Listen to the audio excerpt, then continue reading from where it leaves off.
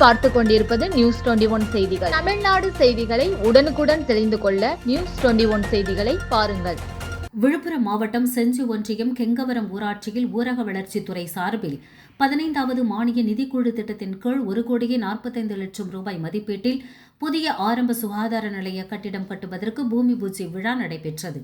நிகழ்ச்சிக்கு செஞ்சி ஒன்றிய பெருந்தலைவர் விஜயகுமார் தலைமையில் நடைபெற்ற நிகழ்ச்சியில் முன்னாள் அமைச்சர் செஞ்சி மஸ்தான் எம்எல்ஏ கலந்து கொண்டு 1,45,00,000 ரூபாய் மதிப்பீட்டில் புதிய ஆரம்ப சுகாதார நிலைய கட்டிடம் கட்டுவதற்கு பூமி பூஜை செய்து பணியை தொடங்கி வைத்தார்.